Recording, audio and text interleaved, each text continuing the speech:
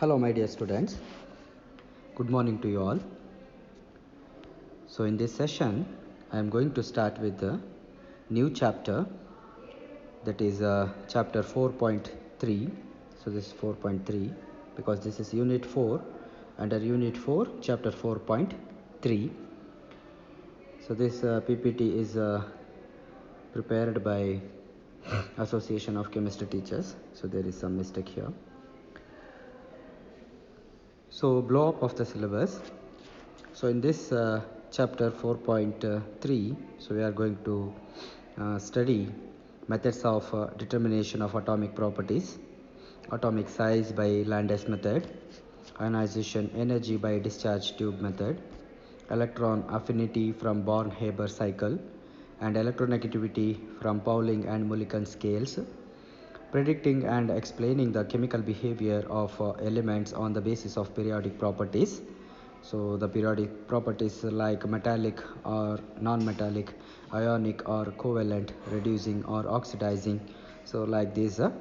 And at last we are going to study what is meant by effective nuclear charge and shielding effect. With respect to this effective nuclear charge, what is meant by shielding effect, and Slater's rule and its application. So these are the topics which are covered in this unit 4, chapter 4.3, and the title of the chapter is periodic properties. Okay, so now let us move on to the introduction part. So before understanding the methods of determining of atomic properties, so what is meant by periodic properties? So to understand this, first we should have the knowledge of periodic table. So we all as a chemists, we have studied periodic table, or the elements which are represented in a table which is called as periodic table.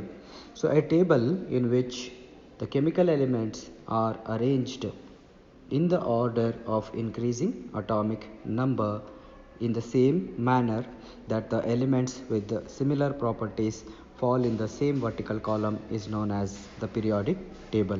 Okay, so in this so the elements with similar properties are arranged in the same column which are called as group, and elements with the same number of electron shells are arranged in the same row which are called as periods.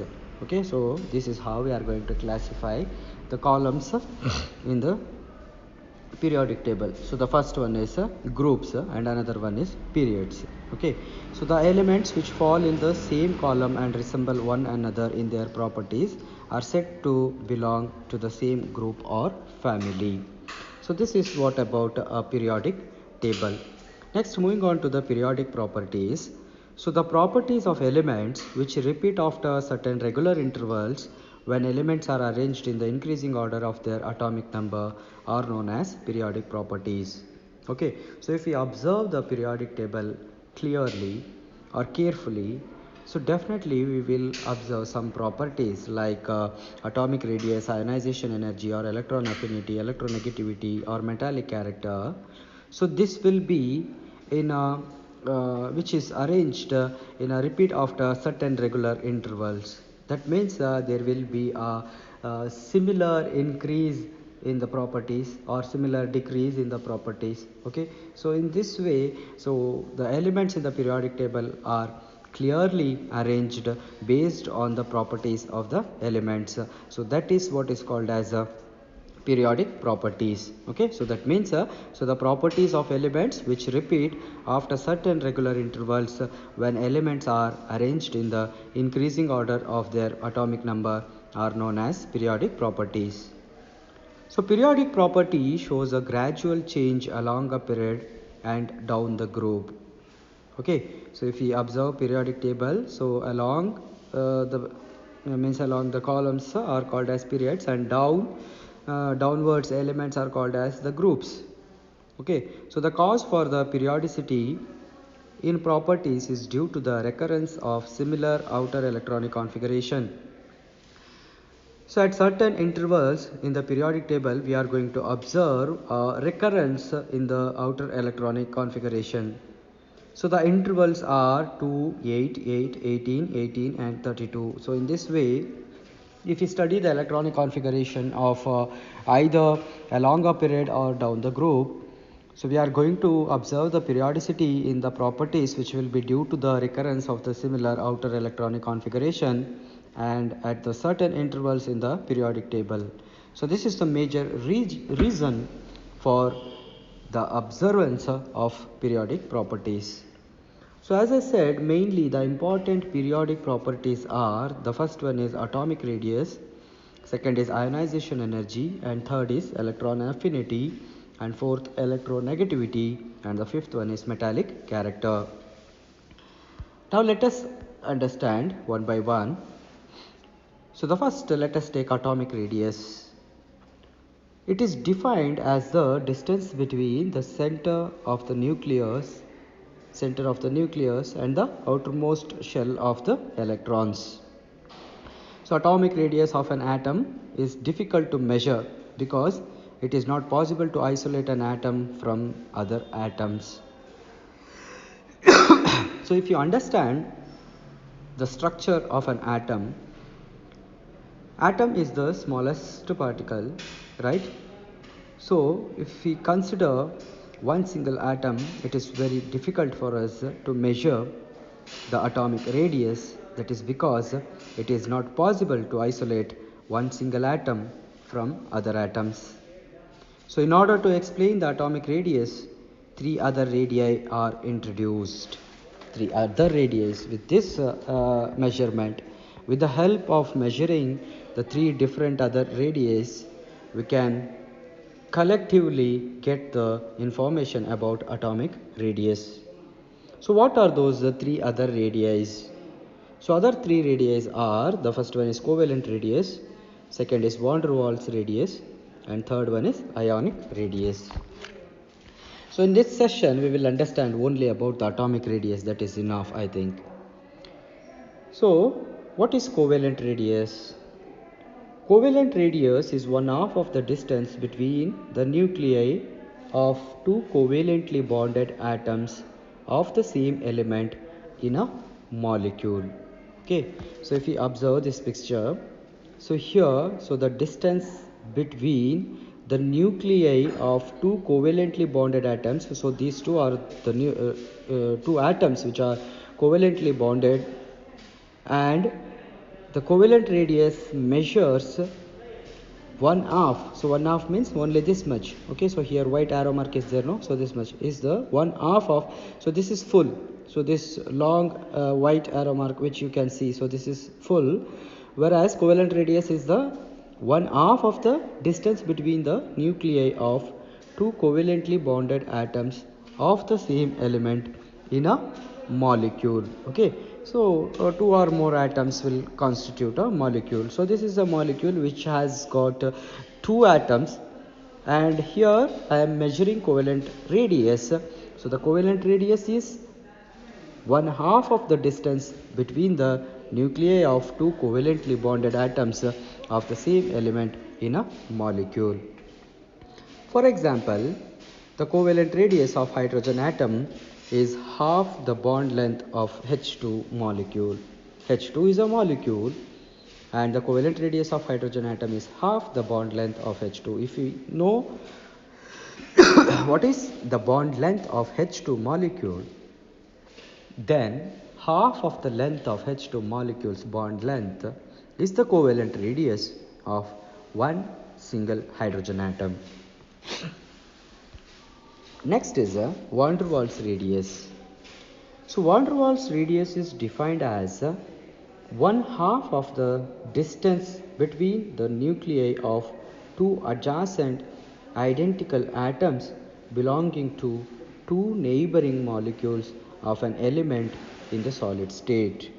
Okay, so covalent radius speaks about one half of the distance between the nuclei of two covalently bonded atoms of the same element in a molecule, whereas van der Waals radius is defined as one half of the distance between nuclei of two adjacent identical atoms belonging to two neighboring molecules of an element in the solid state. So if you clearly observe this figure, so van der Waals radius is the measure of 1/2. So this is so these are the two different elements or neighboring molecules. So this is one molecule and this is another molecule. So van der Waals radius defines as 1/2 of the distance between the nuclei of two adjacent. So these two are the two adjacent atoms. So and this is the nuclei. Okay. So 1/2. So this is half. So till here I will get half of the length. So 1/2 of the distance between the nuclei of two adjacent identical atoms belonging to two neighboring molecules of an element in the solid state. So this is this measurement. So as I said, so these two are the adjacent atoms and this is van der Waals radius. Okay. So this distance, that is 1/2 of the distance between the nuclei of two adjacent identical atoms defines van der Waals radius. So van der Waals radius is always greater than covalent radius. Okay, so this is quite common because covalent radius, it measures the 1/2 of the distance between the same element in a molecule, whereas van der Waals radius is 1/2 of the distance between the nuclei of two adjacent identical atoms which belongs to the neighboring molecules. So that is why van der Waals radius is always greater than covalent radius. So next, the third type of radii or radius what we have to study is ionic radius. So it is defined as the distance between the nucleus of an ion and the point up to which the nucleus exerts its attractive force on the electron cloud of the ion. So that is why the name ionic radius. So ionic radius of a cation is less than the atomic radius of its atom because a positive ion is formed by the removal of electrons. Okay, so when the electrons are removed, then only a positive charge is formed, then only it will have, or the nucleus will exert its attractive force on the electron cloud. So that is why ionic radius of an cation is less than the atomic radius of its atom, because a positive ion is formed by the removal of electrons.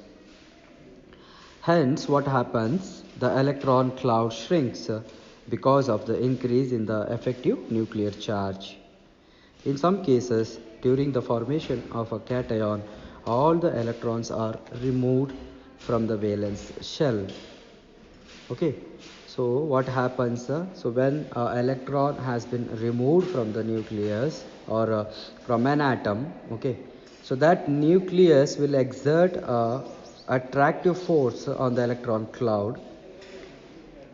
For this reason, the electron cloud is going to shrink because it is going to increase the effective nuclear charge, whereas in very rare cases during the formation of all cations, the electrons are removed from the valence shell, and this also results in the decrease in the radius of the cation.